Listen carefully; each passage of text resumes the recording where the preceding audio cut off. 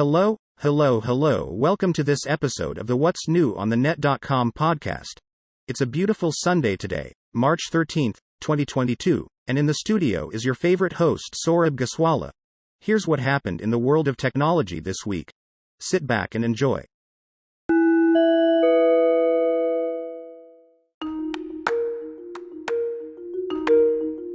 Two days ago, WhatsApp launched a feature named Code Verify, intended to improve its security. The tool consists of a browser extension that makes sure users are really running WhatsApp, and that the code has not been tampered with an attempt to hack or otherwise attack users. WhatsApp said that after it launched the multi-device support, it was seeing an increasing number of WhatsApp web logins, and the web app is naturally less resilient against attacks. So Code Verify ensures the same level of security as a native app on Windows, iOS or Android.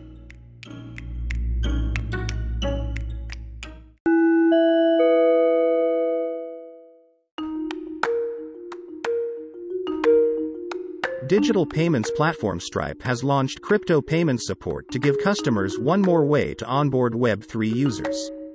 Stripe announced a suite of products aiming to give customers access to tools and APIs that make it easier for customers to buy and store crypto tokens, cash out, trade NFTs, and handle compliance workflows like Know Your Customer. Stripe's support page notes that the company's products will enable support for users to buy more than 135 plus cryptocurrencies with fiat currencies in 180 countries.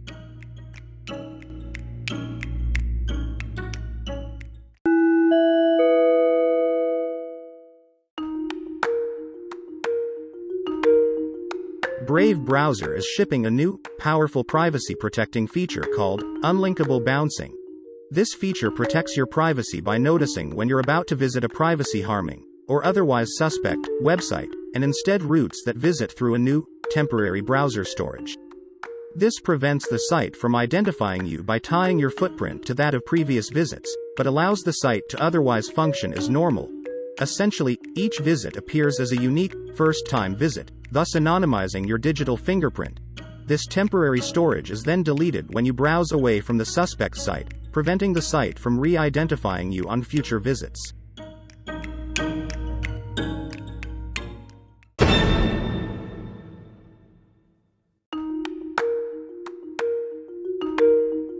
Here is a shout-out to founders, co-founders, CEOs, CTOs and C-suite guys of tech unicorns, businesses and startups around the world. Come share your business story on our weekly podcast. CEO Speak is a new slot we have introduced in which the top management of tech companies can tell the rest of their community of their success, their struggles, and so on.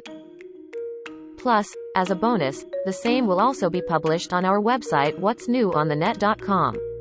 Get your invite by writing into us at what'snewonthenet.com, at gmail.com.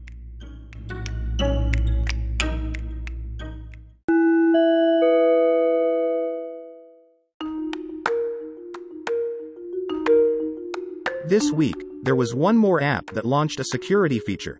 The Match Group midweek rolled out background checks to its flagship dating app Tinder. The offering will be made available to Tinder users through the in-app Safety Center, which is accessible anywhere in the app via the blue shield icon. The in-app experience will direct users to the Garbo website, owned by the Match Group, where they'll be able to fill in basic information about their match. The company says users typically only need the match's first name and a phone number to get started. However, if Garbo can't locate a unique match, it won't return any results and will instead prompt for more information, like the match's age. So now, going ahead, when Garbo surfaces its results, Tinder users can choose what they want to do next. If the person's results indicate they have a history of violence, the user will be encouraged to report the match to Tinder. My point is, shouldn't Tinder have done this before?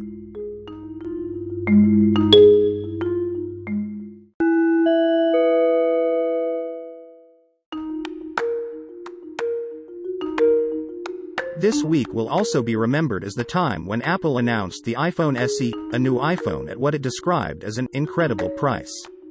Clearly, the idea is now to target customers of Samsung and other phone makers.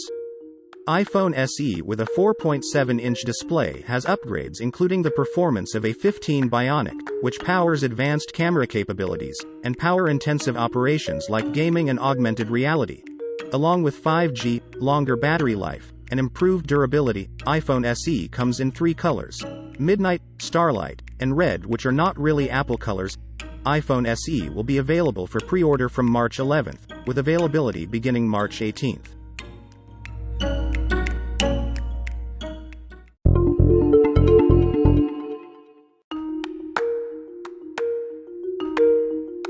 Finding great products on the internet is not always easy.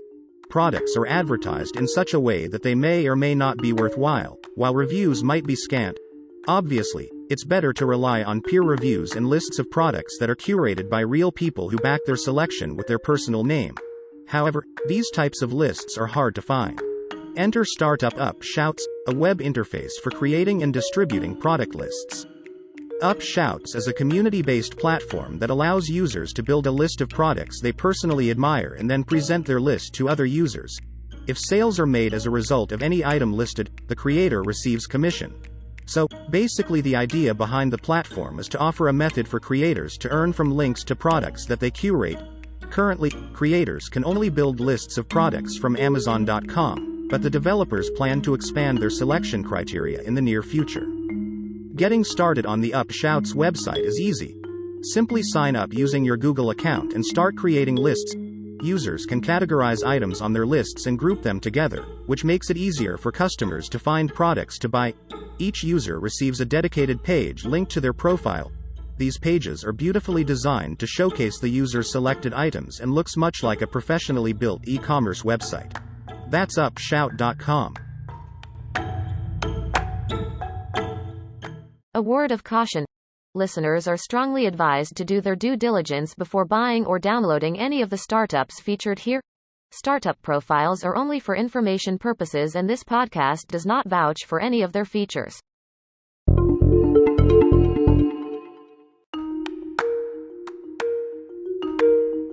So that's it, folks. It's a wrap for this week. I am at the end of today's podcast. Don't forget to like it and, of course, subscribe. I am out of the studio now. This is Saurabh Gaswala signing off. Till we meet next Sunday. Goodbye.